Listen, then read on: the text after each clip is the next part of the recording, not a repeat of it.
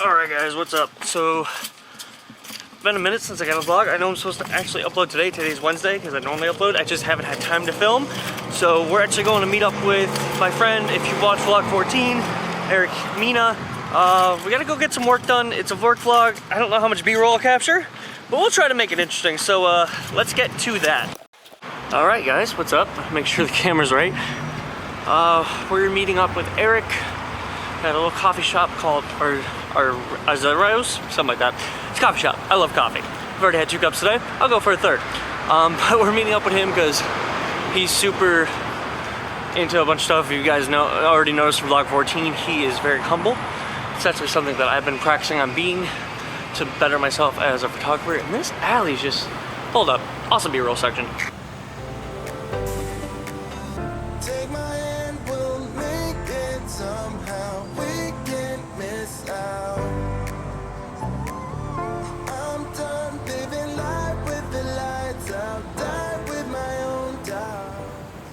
Sorry about that. Had to happen.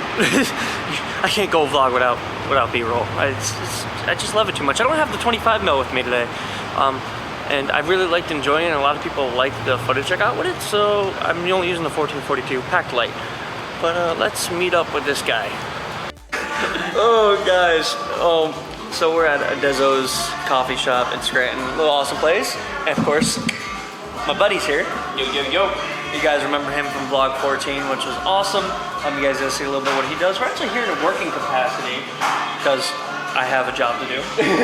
And it's filming him doing his job, which is awesome. But he's also a really good friend. Let's go. It's work, peasant. Where's my money? Oh wait, I gotta give you money. No, where's my film? Oh, you can actually see a little bit of what we're working on. Oh no! I don't know if that's me. It's him. That's him. Look at that. A little behind the scenes action. Let me fix the tripod real quick because it just completely crashed on me. Hey. Level thing. Oh yeah, look at that. Oh, that's pretty. Okay.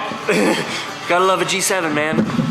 But yeah, we're actually here because one thing that I did kind of instinctually, and I just see you do it all the time, was the humble thing. When we hear me humble? Yeah. You sure? I'm pretty awesome. Yeah, but I mean, like, because we've had plenty of conversations off camera, obviously. One of the things I've noticed with you is you're extremely humble, even though you know. I try. How do you be humble at the moment that they say you're humble? You just have to do everything to counteract it. But I consider Eric a pretty popular guy. He's pretty up there. You know, CBS has made him amazingly hysterical. Only 5'7" though. He's hypnotist of the year, but he still remains humble. He's like, I'm not famous. I'm not this big guy. And I thought it was such an awesome moment. Hold on, because I can't see what's going on. I don't even know if we're in frame. Oh, we are in frame. Yeah, we're good. But I thought that was. Trust your equipment, sir. Yeah, right. I trust my equipment. Trust myself. I thought it was such. He's not used to being on this side. I need to get him used to it a little more. It was like, what, 15 vlogs and like 7 hours of me on the other side of the camera. Yeah, pretty much. But I thought it was amazing, and what I did, I didn't vlog on Sunday night, as you guys may have noticed. Obviously, the vlog is supposed to go up today. It's Wednesday. How dare he? Yeah, How dare he deprive you of his Sunday night vlog? This is just unbelievable. I will get him. But I was out with Eric. We were doing another show at Wilkes University, and one thing, you know, I'm not embarrassed when I say I mess up, and that's one thing I think that I found that I can do is I can admit when I've messed up or when I don't feel like something's the best work I could have done. So, you know, I'm not doing this as a humble brag. I'm doing this to show you guys that I'm not perfect. Like, I felt like the footage from the first night that I was at Wilkes U that we first vlogged with Eric wasn't my best quality. So what I did was be very humble and told him, like, you're not paying for this. Like, I have to. You're not gonna pay me to do redo work. Like, I never did that as a mechanic. I'm not gonna do that now as a filmmaker. So if I have to redo something, that's being humble. And I actually appreciate him the most because, like, he's straight humble. And he's like, I'm not famous.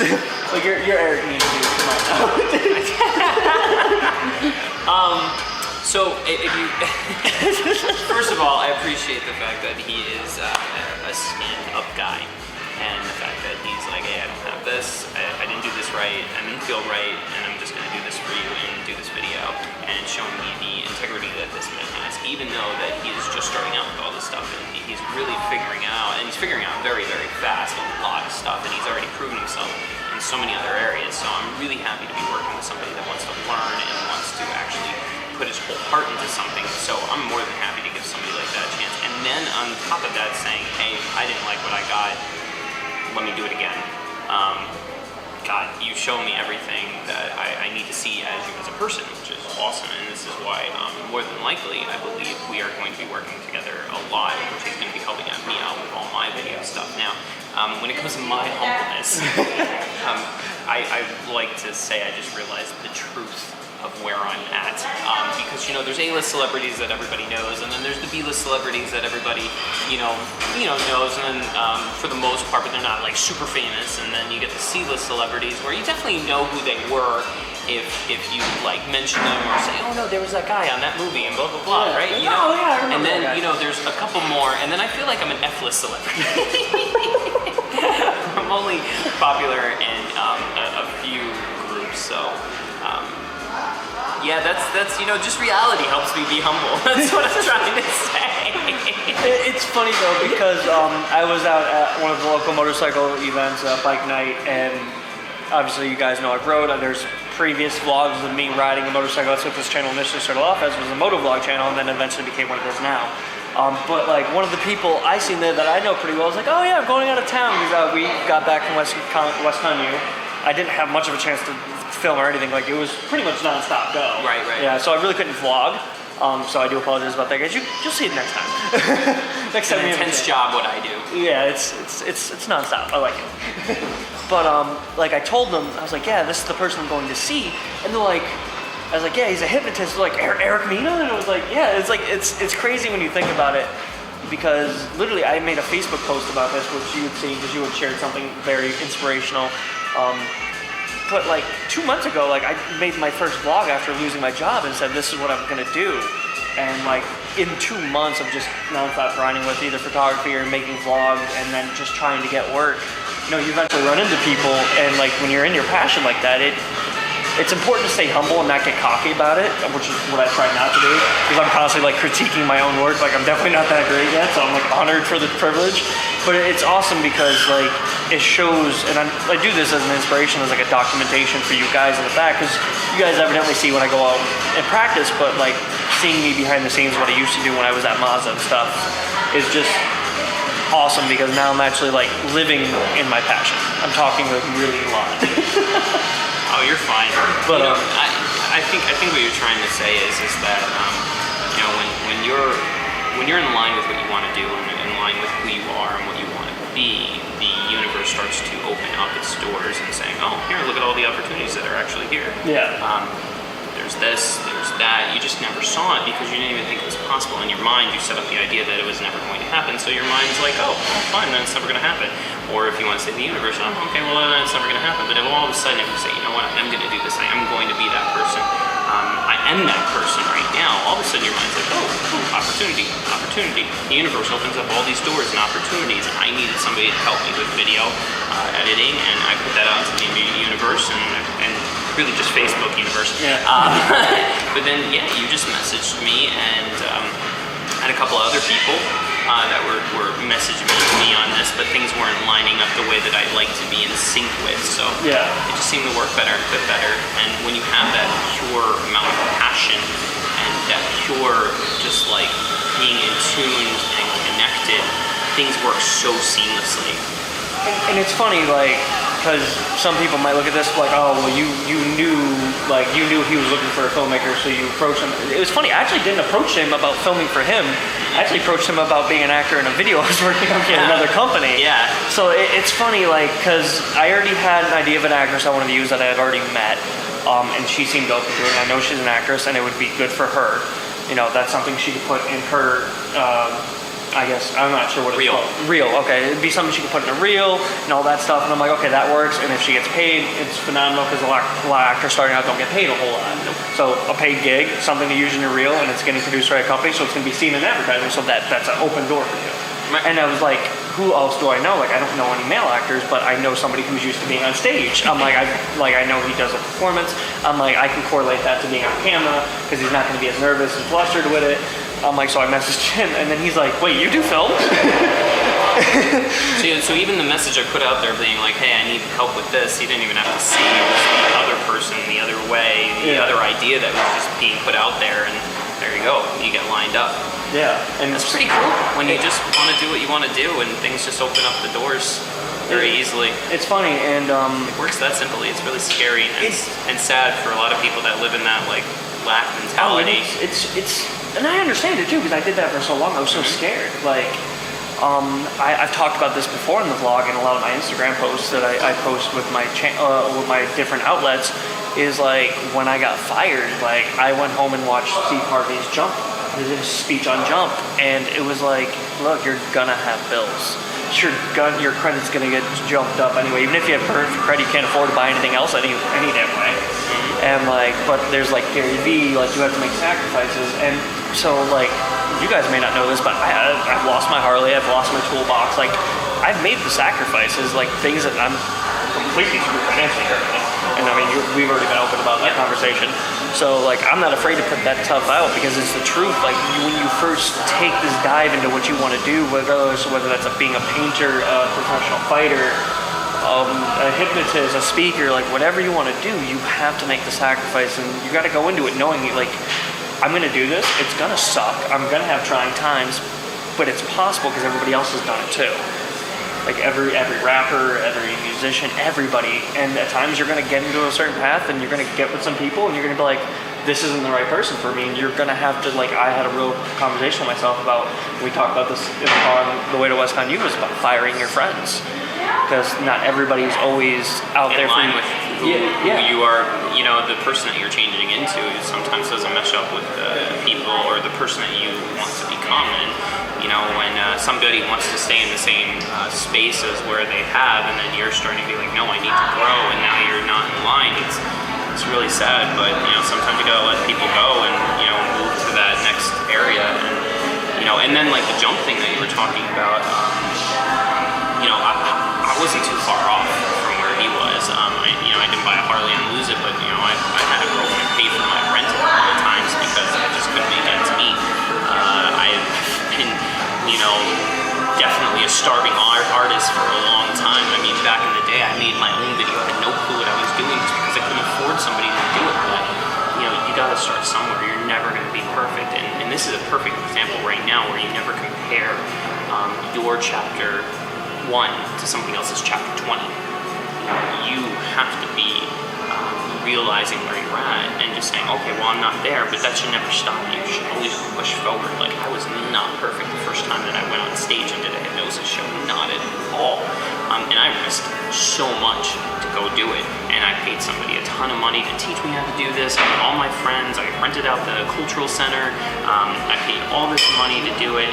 I had people buy tickets, and I didn't even know if I could actually hypnotize anyone just yet. And I'm about to get on stage. That's the type of risk that you need to take. Yeah. Because the minute that you go and jump, just like Steve Harvey said, you realize at one point, wow, I can fly. But you're going to get cut up a little bit first. You're going to get cut up a lot. It hurts. It does. Because the next performance I did sucked. The first one, really good. The next one was horrible. But you learn a lot from that. You know, and even right now, you know, where he's been very honest with where he's at. He's like, hey, I need to get this better. This needs to be better. All right, well, let's figure out how we can do it. Yeah. How can we make it work? You know, because if you think about the mentality of, I don't have this, I can't do that, well then, great, then you can. But if you think, okay, well, how could I pull this off? How can I make this happen? Because you keep on doing that, before you know it, you're exactly where you want to be. Yeah, and now already, like, crap, now I need a new goal. Yeah, and that's been crazy for me, which is the reason why I like working with Eric, is because when I work with companies like One Way to Fun, and I work with other companies, and I've worked with Cigars on State, I did charity events with them. Obviously, at times, like, I'm a very big believer in giving without expectation. I gave my time. They gave me a sponsored advertisement, and then we never ended up doing any more business, and at times that happens. You know, they're just not in the place where they can use me. I have a couple other companies that are wanting to use me, but they're not ready at that point. So at times, you know, even if it's, to me, like, I always look for the win. Like, I have more experience, I have did a run and gun style event. I delivered the best quality footage I felt that I could deliver, and it taught me a lot of things. And at the end of the day, they all appreciate it. So I already had won. Like, my enjoyment was the father at the end of the night, that it was a charity event for his baby that had cancer. Like, seeing the look on his face and getting the thank you from that, like, to me was the best thing I could have ever seen. Like, especially when the reaction to the video. Right. Like, I didn't care that I didn't get any more gigs. I delivered something that I was very happy with and that made somebody's day. But in most cases, I have a very good creative control, because some people know where they want their video, but when I deliver a product, they're like, oh my god, this is insane. But when you're also working with somebody that has a very specific, clear vision. Anybody that's worked with me knows I can be kind of particular what I do, and I have to step back a lot of times. But you know, and in this scenario, he has no idea about what I want or what he could possibly create. So I'm having to come back into that role and be like, hey, this is kind of what I want to do, but still let you have your creative process. Yeah. And it challenges me as a filmmaker, not just equipment-wise, but I'm trying to find new ways of doing different techniques, so that way I can deliver to him his thing. But it also comes down to, like I said in the very beginning, being humble. Like, most other people are like, well, you know, fuck you, I'm just not going to be able to get what you want. Pay me my money that I work for. But that's not how you grow in my view, that's not how you grow as a filmmaker, a photographer, or anything, because, like, I need to be put in that situation where I have to learn more, because this skill and being able to shoot an event like this, even if me and Eric only work together for 1 year or however long we work together, eventually I'm going to move up to a position where I was going to need that skill that I learned from Eric. And regardless whether that's shooting a wedding or something else with company related stuff, like, you need to experience different things. So this is something new and I'm having a blast doing it.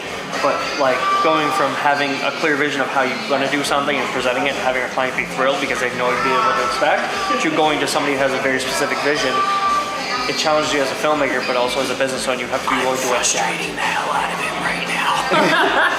But I like that, though. Like, it's a challenge. When you grow, man. I mean, like, you know, I have so, like, most people don't know how hypnotists really pick out the people that they pick, right? So, like, in my show, if I don't have anybody show up, it's scary.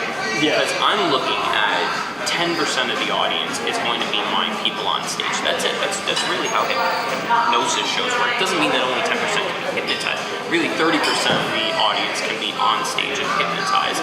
Because it's hard to get into the same amount with all that stuff going on. The other, say, 65% of them could be easily hypnotized on their own. But as an entertainer, I only need and I only want 10%. So say nobody shows up. What the hell do you do?